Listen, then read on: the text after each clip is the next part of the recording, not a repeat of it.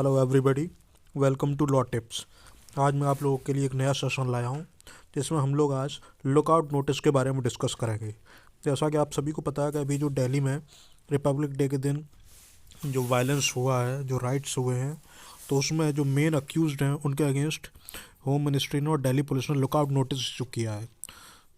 तो आज हम लोग इसी लुकआउट नोटिस के बारे में डिस्कस करेंगे कि ये क्या होता है, कैसे इशू होता है और इसको कौन इशू कर सकता है और उसकी गाइडलाइंस क्या होती हैं। तो अगर आप लोगों को मेरे वीडियोस पसंद आ रहे हैं तो वीडियो को लाइक करें, शेयर करें, कमेंट करें, चैनल को सब्सक्राइब कर लें और बेल आइकन को ज़रूर प्रेस कर लें, जिससे जब भी कोई भी नया वीडियो अपलोड हो तो उसकी नोटिफिकेशन आपको मिल जाए। तो चलिए आइए स्टार्ट करते हैं आज का सेशन और वीडियो को पूरा ज़रूर देखें, एंड तक देखें।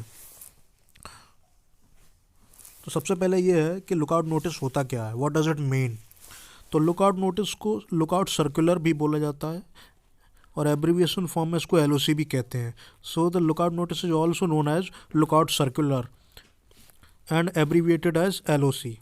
और ये अब दूसरा क्वेश्चन ये राइज होता है कि लुकआउट नोटिस क्यों इशू किया जाता है, ये क्यों जारी किया जाता है। तो लुकआउट नोटिस जो इशू है वो जो अब्सकॉन्डिंग क्रिमिनल्स होते हैं, जो भगोड़े अपराधी होते हैं, उनको ट्रेस करने के लिए, उनको फाइंड आउट करने के लिए लुकआउट नोटिस या लुकआउट सर्कुलर इशू किया जाता है।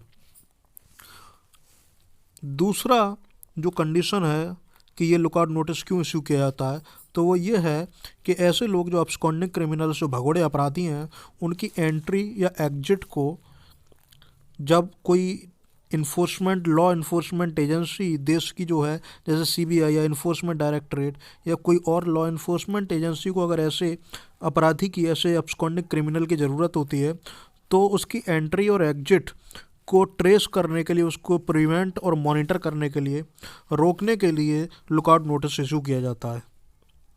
So these are the reasons whereby the lookout notice is issued to abscond or to trace the absconding criminals.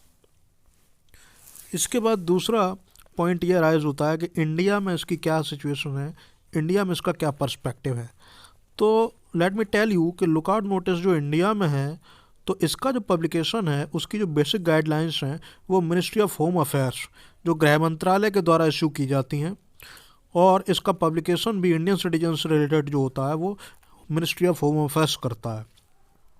इसके अलावा जो कंट्री के जो इमिग्रेशन ऑफिसर्स हैं, वो लुकआउट ऑफेंडर को कहीं पर भी, अब्सकॉन्डिंग ऑफेंडर को कहीं पर भी नैप कर सकते हैं, उसको अरेस्ट कर सकते हैं। तो उनको एयरपोर्ट पे, पोर्ट पे, मतलब ऐसी जगह पर जहाँ से वो एग्जिट हो सकते हैं, कंट्री से बाहर अब्सकॉन्ड हो सकते हैं, तो ऐसी जगह पर जिन लोगों के अगेंस्ट लुकआउट नोटिस इशू हो जाता है, उनको इमिग्रेशन ऑफिसर्स वहाँ पर उनको अरेस्ट कर सकते हैं। अब दूसरा पॉइंट ये राइज होता है, इसकी बेसिक गाइडलाइंस क्या होती हैं। तो इसकी गाइडलाइंस जो हैं वो ministry of home affairs decide करता है और इसके 4 प्रिंसिपल्स हैं। उन प्रिंसिपल्स पर ही, इनके ग्राउंड्स पर ही लुकआउट नोटिस या लुकआउट सर्कुलर जो है वो इशू किया जा सकता है। तो पहला ग्राउंड ये है कि लुकआउट नोटिस को गवर्नमेंट ऑफ इंडिया के डेप्यूटी सेक्रेटरी तक की रैंक के ऑफिसर का अप्रूवल होना चाहिए, बिना अप्रूवल के इशू नहीं किया जा सकता। या फिर किसी स्टेट गवर्नमेंट के जॉइंट सेक्रेटरी की अप्रूवल चाहिए, या फिर डिस्ट्रिक्ट लेवल पर जो SP होता है, सुपरिटेंडेंट ऑफ पुलिस होता है, उसकी अप्रूवल चाहिए। तो इन ऑफिसर्स की अप्रूवल के बिना लुकआउट नोटिस इशू नहीं किया जा सकता। दूसरी गाइडलाइन ये है कि लुकआउट नोटिस का फॉर्मेट जो है वो मिनिस्ट्री ऑफ होम अफेयर्स का जो फॉर्मेट प्रिपेयर किया हुआ है, उसी फॉर्मेट में ये इंडियन सिटीजन्स के अगेंस्ट इशू किया जा सकता है। उसके अलावा किसी और फॉर्मेट में लुकआउट नोटिस इशू नहीं किया जा सकता। Apart from that all, lookout notice issue करने के लिए लुकआउट नोटिस में जो अक्यूज्ड है, जिसके अगेंस्ट इसको इशू किया गया है, उसकी पूरी डिटेल्स, फुल आइडेंटिफिकेशन डिटेल्स जो है वो उस नोटिस में मेंशन करनी होती है। जो प्रिस्क्राइब्ड फॉर्मेट है जो मिनिस्ट्री ऑफ होम अफेयर्स का, उसमें उस लुकआउट नोटिस में अक्यूज्ड पर्सन की सारी आइडेंटिफिकेशंस को मेंशन करना पड़ता है, ये मैंडेटरी है। और उसके फेस के अलावा, उसके नाम के अलावा, लुकआउट नोटिस में उस इंसान के, उस अक्यूज्ड की 3 आइडेंटिटी पैरामीटर्स को भी उसमें मेंशन करना पड़ता है। अगर ऐसा नहीं होगा तो फिर लुकआउट नोटिस इशू नहीं किया जा सकता। लास्ट गाइडलाइन क्या है इसकी, कि इसकी वैलिडिटी क्या होती है, कब तक लुकआउट नोटिस वैलिड होता है।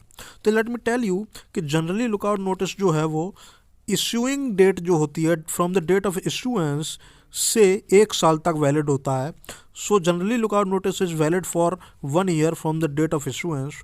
लेकिन अगर कभी कभी अगर जो इशूइंग एजेंसी है अगर वो चाहती है कि इस पीरियड को और बढ़ाया जाए, तो 1 साल पूरा होने से पहले वो इस पीरियड को और एक्सटेंड कर सकती है और इंक्रीज कर सकती है। So friends, this is all about the today's session wherein we discussed about lookout notice in complete details। तो अगर आप लोगों को ये सेशन पसंद आया तो वीडियो को लाइक करें, शेयर करें, कमेंट करें, चैनल को सब्सक्राइब कर लें और बेल आइकन को प्रेस कर लें। इससे जब भी कोई भी नया वीडियो अपलोड हो तो उसकी नोटिफिकेशन आपको मिल जाए। All the best.